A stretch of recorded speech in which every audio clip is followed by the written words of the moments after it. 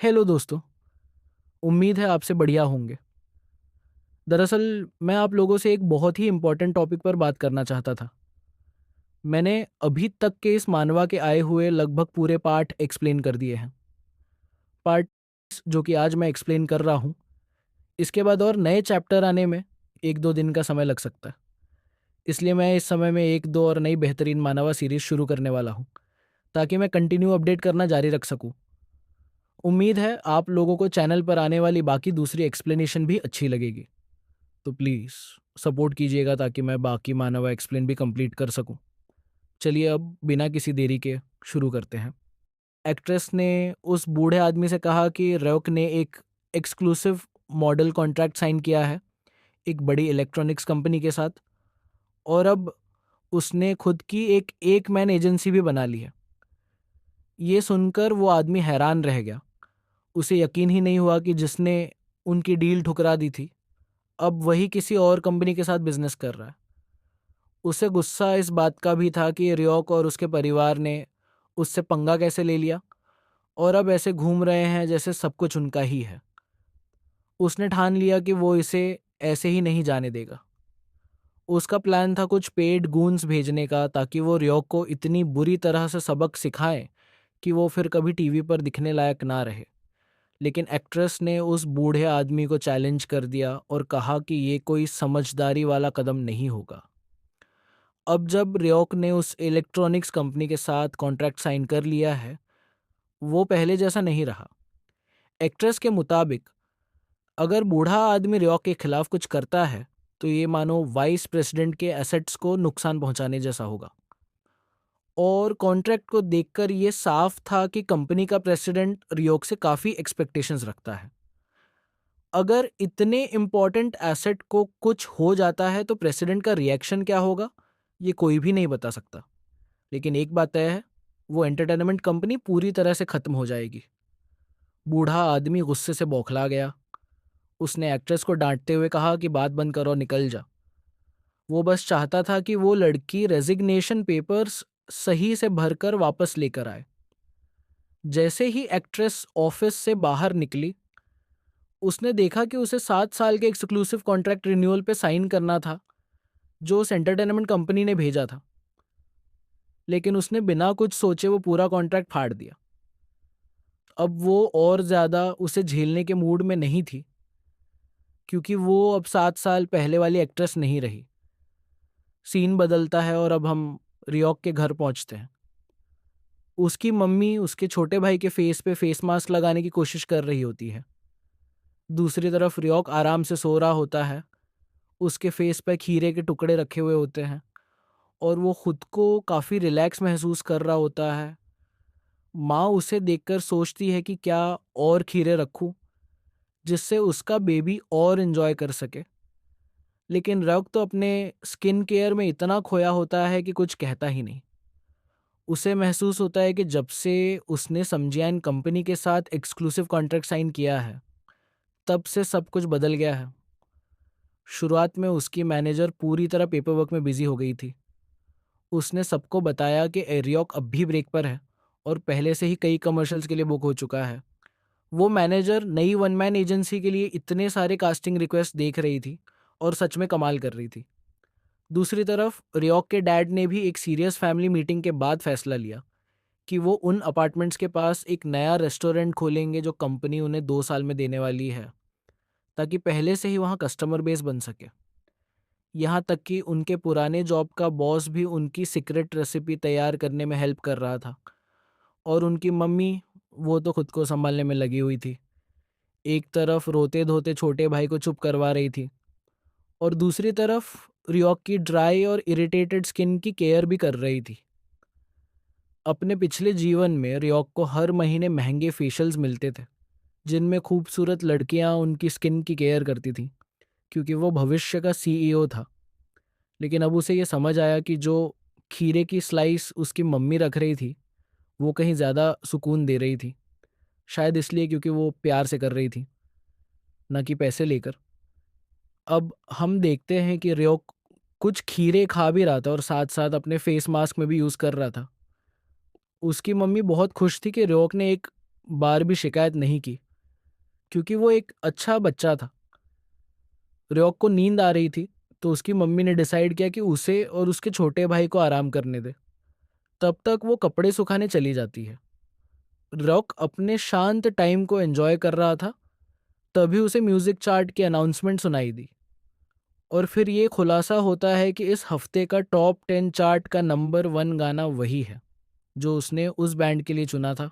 गाने का नाम था इट वॉज अ लाई। ये गाना लगातार 10 हफ्तों तक टॉप चार्ट में पहले नंबर पर बना रहा। रियोक को पहले से ही इसकी उम्मीद थी, लेकिन फिर भी वो इस बात से खुश हो रहा था कि वो आइडल ग्रुप उसी गाने को गा रही है जो उसके बड़े भाई ने उनके लिए चुना था, और वो लोग वाकई में बहुत अच्छा परफॉर्म कर रहे थे। रियोक ने सोचा कि वो किसी न किसी तरह उन्हें इसका रीपेमेंट ज़रूर करेगा। लेकिन फिर भी रियोक सोचने लगा कि माइकल कहाँ है। तभी अचानक डोरबेल की आवाज़ ने उसकी सोच को बीच में रोक दिया। जैसे ही उसकी माँ ने दरवाज़ा खोला, किसी ने कहा कि वो इलेक्ट्रॉनिक्स कंपनी से है। रायोक की माँ को लगा कोई काम से आया है, तो उसने उस इंसान को अंदर आने दिया। लेकिन रियोक तुरंत उठ गया और भागता हुआ दरवाजे की तरफ गया उस इंसान को देखने के लिए। वो इंसान पूरी तरह से फेस कवर किए हुए था, जैसे अपनी पहचान छुपा रहा हो। उसे देखकर रियोक को सच में भूत जैसा फील हुआ। वो थोड़ा घबरा गया और सोचने लगा कि आखिर ये है कौन। लेकिन जैसे ही उस इंसान ने रियोक को देखा, वो जोर जोर से चिल्लाने लगा कि रियोक कितना क्यूट हो गया है। उसने नोटिस किया कि पिछली बार के मुकाबले अब वो और ज्यादा गोलू मोलू लग रहा है, और ऊपर से उसके फेस पर फेस मास्क था जो उसकी ब्यूटी को और बढ़ा रहा था। रियो की माँ को समझ आ गया कि उसका बेटा खतरे में है, तो वो तुरंत उनके बीच में आ गई और उस इंसान से पूछा कि वो कौन है और रियोक के लिए क्यों आया है। तभी पता चला कि वो असल में कोई और नहीं बल्कि वही एक्ट्रेस थी जो रियोक को इतने टाइम बाद देखकर बहुत खुश हो गई थी। हमेशा की तरह वो लड़की आज भी उतनी ही मेस्मराइजिंग लग रही थी। उसने परिवार से पूछा कि सब लोग इतने दिनों से कैसे हैं, लेकिन रायोक जरा भी खुश नहीं था उसे देखकर, क्योंकि उसे उसके और अपने पुराने पिता के अफेयर के बारे में सब कुछ पता था। सीन बदलता है और अब सब लोग कॉफी टेबल पर बैठे हैं। एक्ट्रेस को शौक लग रहा था कि रियोक कितना छोटा सा घर लेकर रह रहा है, लेकिन उसकी माँ ने उसे कॉफी दी और एक्ट्रेस ने बड़े प्यार से उसे थैंक्स कहा। उधर रियोक उसकी तरफ शक की नज़रों से देख रहा था और अचानक उससे पूछ लिया कि वो उनके घर किस लिए आई है। एक्ट्रेस को एहसास हुआ कि अब वक्त आ गया है बात करने का। उसने माँ से माफ़ी मांगनी शुरू कर दी और बताया कि वो बहुत पहले से करना चाहती थी। लेकिन माँ हैरान रह गई कि वो अचानक माफ़ी क्यों मांग रही है। एक्ट्रेस रोते हुए बोली कि उनके पूरे परिवार को उसके कहने पर हुई गलती की सज़ा मिली है। उसने रियोक को एंटरटेनमेंट कंपनी में रिकमेंड किया था, लेकिन उसने कभी नहीं सोचा था कि वो बूढ़ा आदमी इतनी घटिया हरकत करेगा। ये सुनकर रायोक की माँ भी इमोशनल हो गई और उसने अपने बेटे से माफ़ी मांगने लगी। रायोक को याद आया कि अपने पिछले जीवन में वो एक्ट्रेस और वो बूढ़ा सिर्फ बिजनेस रिलेशनशिप में थे, ना ज़्यादा ना कम। हाँ, एक्ट्रेस चालाक थी, लेकिन उसके पिता के साथ अफेयर को छोड़कर उसने कभी किसी को जानबूझकर नुकसान नहीं पहुंचाया। रायोक ने सोचा कि दुश्मनी बढ़ाने से अच्छा है कि लोगों को अपना एहसानमंद बनाया जाए। उसने शांत होकर कहा कि अब बहुत हो गया और सब ठीक है, उसे माफ़ी मांगने की ज़रूरत नहीं। एक्ट्रेस हैरान रह गई कि माफ़ी उसकी माँ ने नहीं बल्कि खुद रायोक ने एक्सेप्ट की। माँ ने भी ये बात कंफर्म की कि वो अगर खुद उनके घर तक आई है और सब कुछ अपने मुंह से बोला है, तो इससे ज़्यादा उनके लिए कोई बात मायने नहीं रखती। उन्होंने एक्ट्रेस का शुक्रिया अदा किया कि उसने उस वक्त रायोक का साथ दिया जब कोई और उसके साथ नहीं था। ये सुनकर एक्ट्रेस बहुत इमोशनल हो गई और उसकी आंखों में आंसू आ गए। वो सोचने लगी कि कोई इतना गुड हार्टेड भी कैसे हो सकता है। उसने डिसाइड किया कि अब वो रायोक की माँ के करीब रहेगी और दोनों आपस में कैजुअली बातें करेंगे। लेकिन ये इमोशनल रियूनियन अचानक रुक गया जब रियोक ने एक सीधा सवाल पूछा कि अगर वो सच में माफ़ी मांगने आई है तो समजियान का नाम क्यों यूज़ कर रही है।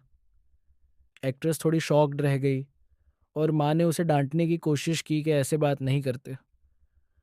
लेकिन एक्ट्रेस को ये बात बहुत स्मार्ट लगी कि रयोक इतनी छोटी उम्र में इतनी क्लियर और समझदारी भरी बात कर पा रहा है, और ये देखकर वो इम्प्रेस भी हो गई। फिर एक्ट्रेस असली बात पर आई और बोली कि वो एक डॉक्यूमेंट देने आई है। उसने अपनी जैकेट से एक लिफाफा निकाला और रियोक को दिखाया। उसने बताया कि ये कंपनी की तरफ से कॉन्ट्रैक्ट से जुड़ा डॉक्यूमेंट है, लेकिन एक्ट्रेस ने माना कि उसने ये डॉक्यूमेंट कंपनी के सेक्रेटरी से चुपके से लिया है। रायोक की माँ वो कॉन्ट्रैक्ट तुरंत लेना चाहती थी, लेकिन एक्ट्रेस ने चालाकी से कहा कि उसने अपना मन बना लिया है और अब वो खुद रायोक की वन मैन एजेंसी में शामिल होना चाहती है। ये सुनकर रायोक शॉक्ड रह गया। उसका दिमाग घूम गया कि आखिर ये चालाक लड़की अब क्या प्लान कर रही है। तो दोस्तों, माफ़ कीजिएगा मैं फिर से आपका टाइम ले रहा हूँ, लेकिन अगर आपको ये स्टोरी एक्सप्लेनेशन अच्छी लग रही हो तो प्लीज़ चैनल को सब्सक्राइब और वीडियो को लाइक और कमेंट और शेयर करना ना भूलें। धन्यवाद।